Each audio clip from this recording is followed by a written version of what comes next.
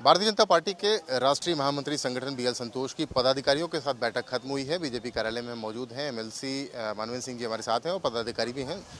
किस तरह के निर्देश आप लोगों को मिले हैं 2024 के लिए? माननीय राष्ट्रीय महामंत्री संगठन का नियमित प्रवास रहता है।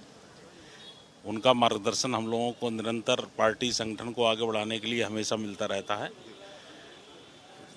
बीच बीच में जो आवश्यकताएं होती हैं बूथ को मजबूत करने के लिए, संगठन को मजबूत करने के लिए, उसी दृष्टिकोण से ये उनका प्रवास था और निश्चित तौर पर उनकी मान्यता के अनुरूप भारतीय जनता पार्टी उत्तर प्रदेश इसको आगे बढ़ाने का प्रयास करेगी। इस बात का ध्यान रखने के लिए कहा गया है, आप लोगों पे बड़ी जिम्मेदारी है 2024 की 80 में 80 सीटों को जिताने की।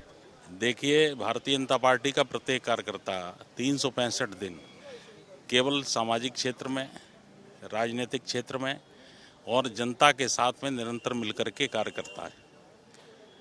यही चीज़ें कंटिन्यूटी में बनी रहें, इसके लिए हमारे जितने भी प्रेरक हैं, हमारे श्रद्धेय हैं, राष्ट्रीय महामंत्री संगठन हो, चाहे राष्ट्रीय अध्यक्ष जी हों, चाहे प्रदेश अध्यक्ष जी हों, चाहे प्रदेश महामंत्री संगठन हो, समय समय पर हम लोगों को दिशा निर्देश देते रहते हैं। आखिर सवाल यह कि विपक्ष की बात हुई क्या इस मीटिंग में कि विपक्ष की चुनौती को कैसे पार पाएंगे आप? नहीं, ये हम लोगों के सांगठनिक बैठक है और विपक्ष हमारे सामने कहना नहीं चाहिए, लेकिन कोई विपक्ष नहीं है। भारतीय जनता पार्टी में पदाधिकारियों की बैठक खत्म हो चुकी है। राम प्रताप सिंह प्रदेश महामंत्री बीजेपी हमारे साथ हैं, उनसे बात कर लेते हैं कि बैठक में किस तरह की बातचीत हुई है, चर्चा हुई है और क्या निर्देश उन लोगों को दिए गए। राम प्रताप जी, क्या निर्देश आप लोगों को मिले हैं और क्या चर्चा हुई? ये संगठनात्मक बैठक थी और हम लोग की जो नई टीम प्रदेश की बनी उसके बाद आदरणीय राष्ट्रीय महामंत्री संगठन जी का ये पहला प्रवास था, तो उसमें एक परिचयात्मक बैठक हुई है।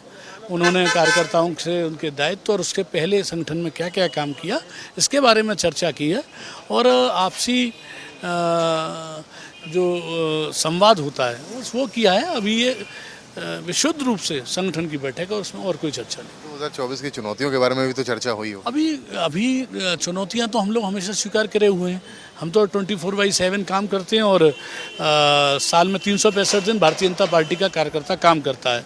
तो चुनौती के अभी बैठकें कई होनी हैं। अभी केवल परिचयात्मक और संगठनात्मक बैठक ही हुई है और इसमें केवल उतनी ही चर्चा। संगठन के महामंत्री जब लखनऊ में हो, राजधानी में हो, तो आप लोग अपना ग्राउंड से जो फीडबैक लाते हैं वो ज़रूर आप लोगों ने दिया हो। अभी अलग से चर्चा होती है, तरह तरह से फीडबैक तो राष्ट्रीय नेतृत्व देता रहता है, लेकिन मेरा मानना है कि प्रदेश अध्यक्ष भूपेंद्र चौधरी और प्रदेश महामंत्री संगठन धर्मपाल जी के नेतृत्व में बहुत धार संगठन में हुई है और हम लोग मुख्यमंत्री जी की कल्याणकारी योजनाओं को लेकर और राष्ट्रीय आदरणीय मोदी जी, राष्ट्रीय अध्यक्ष जी नड्डा जी के कार्यों को लेकर के आगे बढ़ते हैं और उसका परिणाम आपने देखा कि उत्तर प्रदेश में नगर निकाय के चुनाव में सबसे बेहतर परिणाम हम लोग दे पाए हैं और जो हमारा अभी अभियान चला है वो भी नंबर 1 पर रहा है। विपक्ष के इंडिया की कुछ चर्चा हुई, कैसे चुनौती से पार पाएंगे? मैंने बताया केवल परिचयात्मक बैठक है और चुनौती तो हम लोग हमेशा स्वीकार करके चलते हैं। हम तो 24/7 काम करने वाले कार्यकर्ता हैं, तो हमको कोई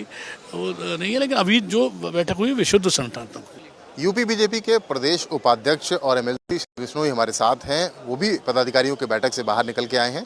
पदाधिकारियों की जो बैठक आप लोगों की हुई है उसमें किस तरह की बातचीत चर्चा हुई, पार्टी संगठन को कैसे मजबूत करने के लिए? कि हमारे राष्ट्रीय संगठन महामंत्री जी ने बैठक को बैठक की तरह ना लेके बिल्कुल पारिवारिक तौर पे, जैसे घर का कोई सीनियर आदमी अपने बच्चों को समझाता है कि कैसे अपने व्यवहार में परिवर्तन लाओ, कैसा अपना संपर्क का क्षेत्र और व्यापक करो, घर में जो बड़े बुजुर्ग हैं उनको छोड़ो नहीं, उनको भी अपने संपर्क में रखे रहो, उनका भी सम्मान करते रहो और इससे पार्टी का, और हम सिर्फ पॉलिटिकल वर्कर ना बन के रह जाएं। हमारा मल्टीपल एक समाज के ऊपर प्रभाव होना चाहिए कि हम शिक्षा के क्षेत्र में भी दखल रखते हैं, हम पर्यावरण की रक्षा के लिए भी काम करते हैं, हम अन्य सामाजिक कार्यक्रमों के माध्यम से अपने को अधिक प्रभावशाली दिखाने का काम करें, तो उससे हमारी जनता के बीच में छवि अच्छी बनी रहेगी। तो ये ऐसी प्रैक्टिकल बातें हमारे राष्ट्रीय संगठन मंत्री जी ने हम लोगों को बताई कि जो हमारे व्यक्तित्व विकास के लिए और पार्टी के आधार को और व्यापक रूप देने में सहायक हो। 2024 के लिए क्या चर्चा हुई, किस तरह से चुनौती को आप लोग निपटेंगे? बड़ी चुनौती इंडिया के रूप में आ गई है। देखिए, सत्य बात तो यह है कि इस बैठक में 2024 में बात ही नहीं हुई। सिर्फ उन्होंने ये कहा कि 2024 के पहले हम लोग अपने आप को इतना लोकप्रिय और जनप्रिय और समाज के प्रति समर्पित कर दें कि लोग हमें सम्मान देने लगें, अपने आप चाहने लगें और हमारे साथ चलने को तैयार हो जाएं। अगर ऐसा वातावरण बन जाएगा, समाज के जो लोग हमसे अछूते रह गए हैं, जिनके पास हम नहीं पहुंच पाए हैं, उनसे भी संपर्क कर लें। ऐसे हम जातियों को, वर्गों को, उन्होंने बहुत एक अच्छी बात बताई, ये जो डिलीवरी वाले लोग हैं, जैसे ये जोमेटो है, स्विगी है, ये कैब ड्राइवर हैं, टैक्सी ड्राइवर हैं, इन सबसे संपर्क करना भी ज़रूरी है, क्योंकि ये एक माहौल बनाने का काम करते हैं। तो इन सब लोगों को भी हम लोग अपने संपर्क में रखें, इनके लिए कुछ कर सकती हो सरकार तो वो करने का हम लोग सुझाव दें। इस तरह से हम अपने जनसंपर्क के आधार को और व्यापक बनाएं। ये छोटी छोटी उन्होंने टिप्स दी हैं। तो जनसंपर्क अभियान, महाजनसंपर्क अभियान चलाया गया था, लेकिन जनसंपर्क को और ज़्यादा विस्तृत और गहरा करना है और ज़्यादा बेहतर तरीके से चलाना है, इस पर जोर देने की बात कही गई है। लखनऊ से कैमरामैन शिवम के साथ रतीश त्रिवेदी, भारत।